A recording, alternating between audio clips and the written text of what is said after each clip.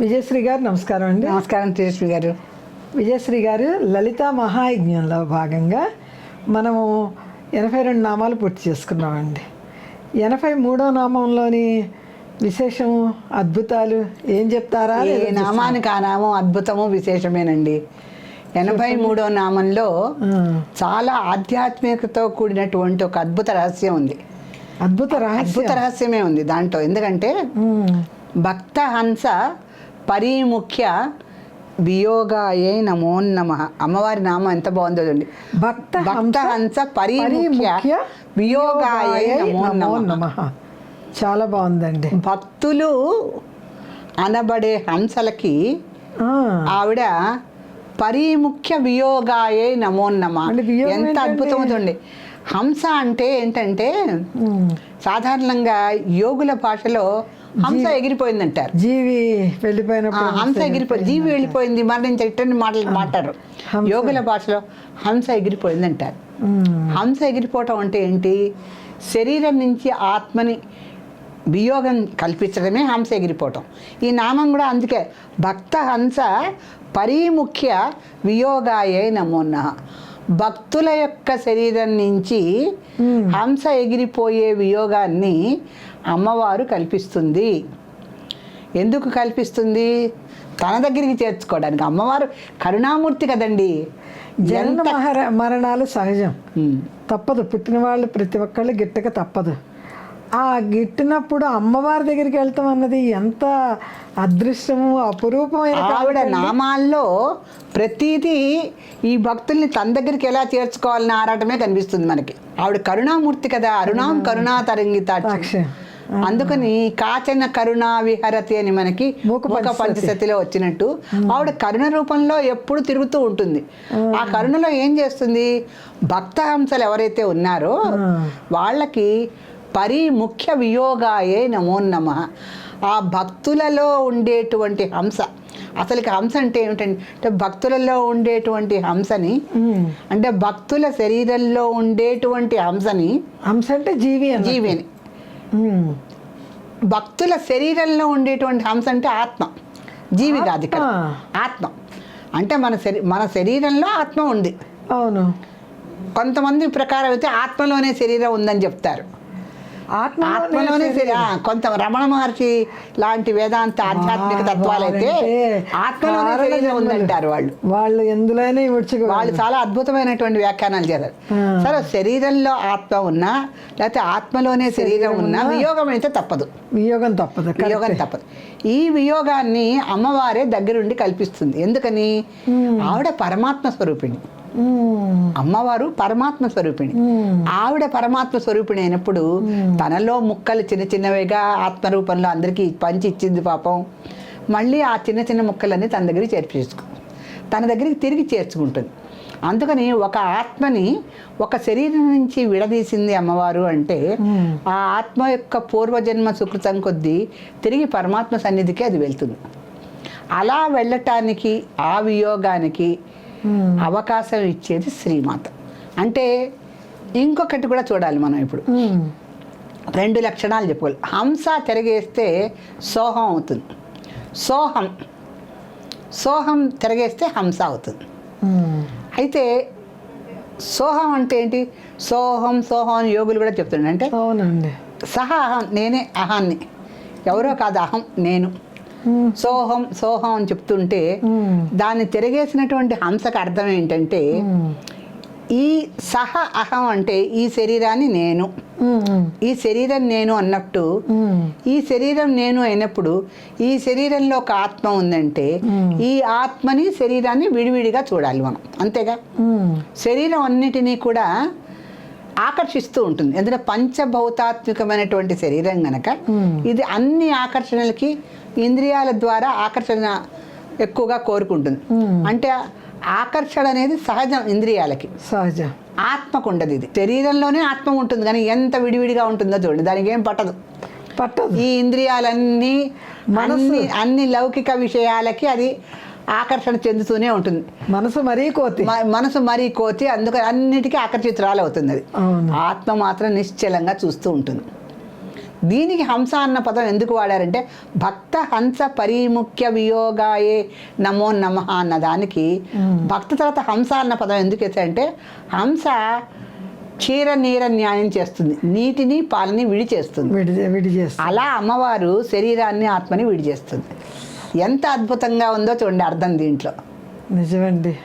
హంస అద్భుతం. పాలని నీటిని విడి చేసి పక్కన పెట్టినట్టు అమ్మవారు శరీరాన్ని ఆత్మని విడిగా చేసి వియోగాయే నమో నమః అని నామంలో వచ్చిన కారణమే అది.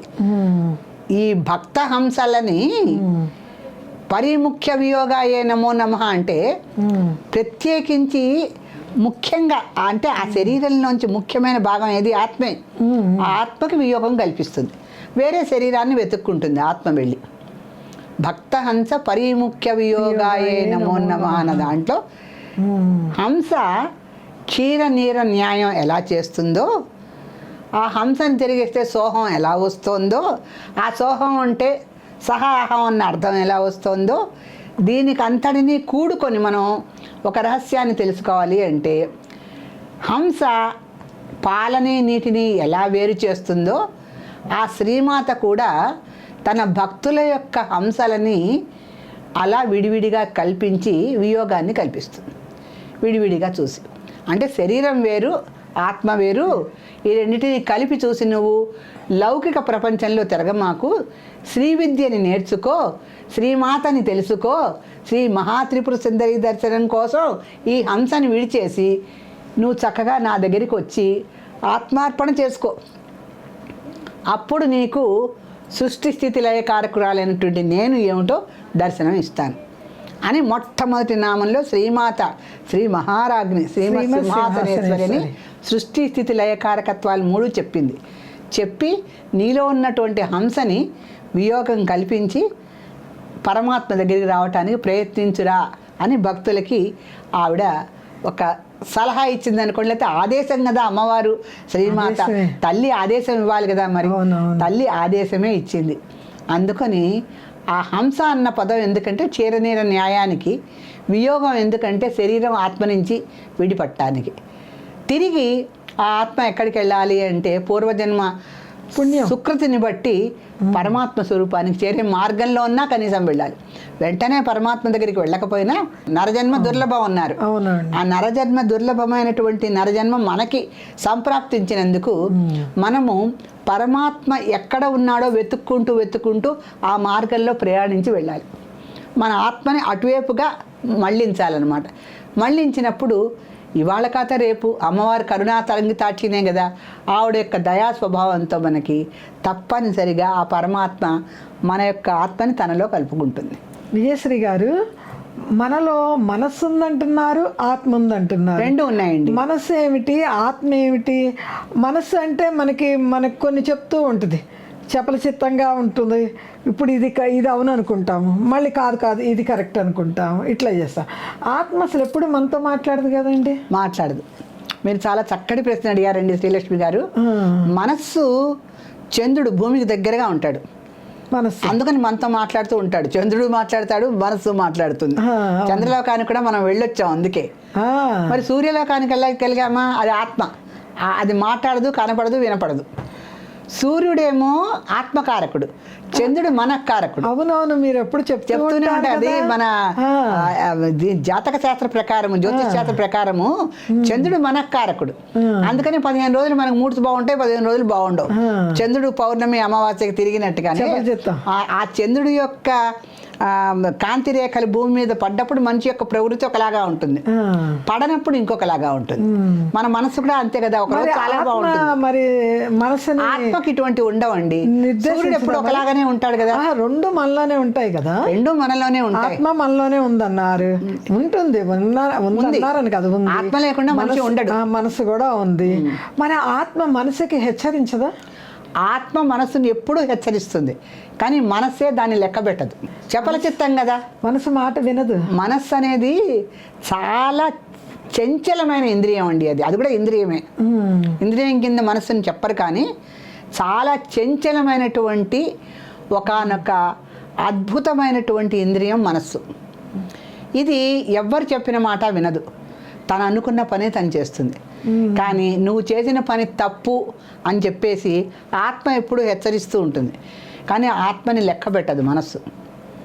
అందుకనే ఆత్మ ఎప్పుడూ కూడా మనస్సుని ఎంత ఆదేశాలు ఇచ్చి నడిపించాలని చూసినా మనస్సు చంచలీభూతమవటంతో అది మాట వినదు. అందుకని అంతరాత్మ అంటారు. అందుకనే అంతరాత్మకి ఇప్పుడు మనస్సు చంచలమైనటువంటి మనసుతో ఒక పని చేస్తుంది, చెడు పని చేస్తుంది. కానీ తర్వాత ఈ ఆత్మ హెచ్చరించింది గుర్తొస్తూ ఉంటుంది. గుర్తొచ్చి అంతరాత్మలో ఒక క్షోభ, ఒక వేదన, ఒక భయం మొదలవుతాయి. ఈ అంతరాత్మ శోధనే పరమాత్మకు దగ్గరగా వెళ్తుంది. అంటే తప్పు చేయటం సహజం, అందరూ చేస్తారు.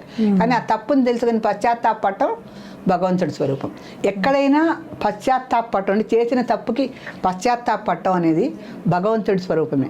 అందుకనే క్షమించమంటారు. అందుకని ఎవరైనా క్షమించమని అడిగితే తప్పనిసరిగా ఎంత దుర్మార్గుడైనా ఎంత శత్రువైనా క్షమాపణ అడిగితే వాళ్ళకి, అందుకే కదా చాలా మటుకు మన పురాణ కథల్లో క్షమించమని వచ్చిన శత్రువులకి అభయం ఇచ్చి పురాణ పురుషులు కూడా చాలా ఇబ్బంది పడ్డ కథలు మనకు బోర్డు ఉంటాయి. అందుకని ఎవరన్నా క్షమాపణ అడిగితే వెంటనే వాళ్ళని పెద్ద మనసుతో మనం క్షమించాలి. ఆ రకంగా ఈ మనస్సు ఎన్ని కోతి పనులు చేసినా, ఆత్మ చెప్పిన ఆదేశాలు వినకపోయినా క్షమించమని అడిగినప్పుడు దాన్ని క్షమించాలి. అందుకనే మనం ఒక విషయానికి బాధపడుతున్న అంతరాత్మ తర్వాత తొలి చేస్తూ ఉంటుంది. ఆ తొలి చేసినప్పుడు మనం పశ్చాత్తాపడతాం, అయ్యో ఎందుకు ఇట్లా అన్నామా. ఆ శరీరం ఉన్నా లేకపోయినా ఆత్మ క్షోభిస్తుందంటారు, ఆత్మ సంతోషిస్తుందంటారు. ఆత్మ ఎక్కడున్నా సరే చెప్పుకుంటూనే ఉంటాం మనం ఆత్మ గురించి. అవును. అందుకని అంతరాత్మ శోధన అంటే మనస్సు తెలియక చేసిన తప్పులకి పశ్చాత్తాపడటమే అంతరాత్మ యొక్క శోధన. అదండి. చాలా బాగుందండి. అంతరాత్మ గురించి చాలా అద్భుతంగా వివరించారు. శ్రీమాత్రే నమః.